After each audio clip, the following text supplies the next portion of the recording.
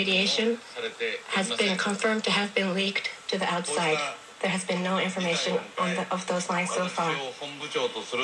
And given this situation, an emergency disaster response headquarters has been set up with myself as the head. We will secure the safety of the people of Japan, and in order to minimize the damage, the government will make every effort possible. And we ask the people of Japan to continue to be cautious and vigilant and keep tuned in to the reports on the television and radio. And we ask the people of Japan to act calmly.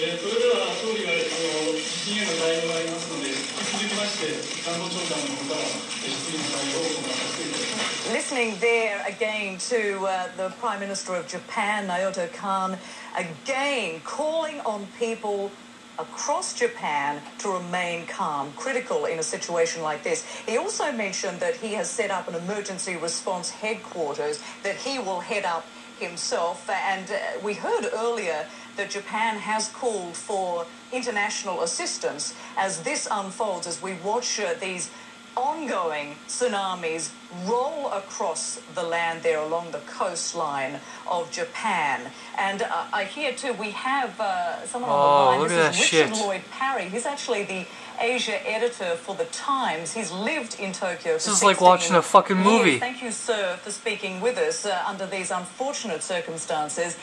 Tell us, you were actually in an office on the 7th floor, I understand, in central Tokyo.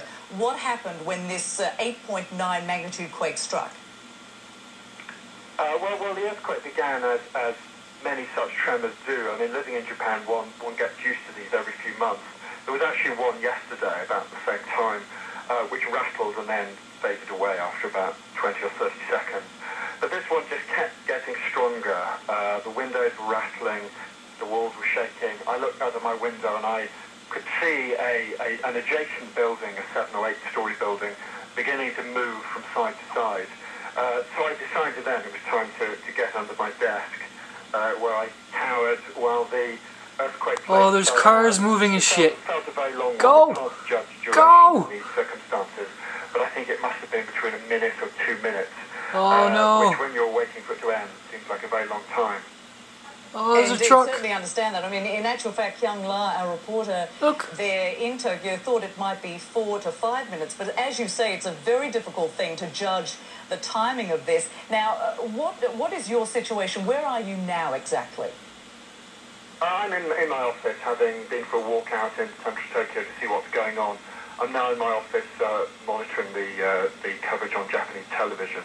And I have to say that the central Tokyo is fine from what we see. You know, walked around for about half an hour. People are calm. A lot of people are still standing around outside, not going into their buildings. But there isn't much damage. The most I saw was a cracked window and a few cracks in the walls.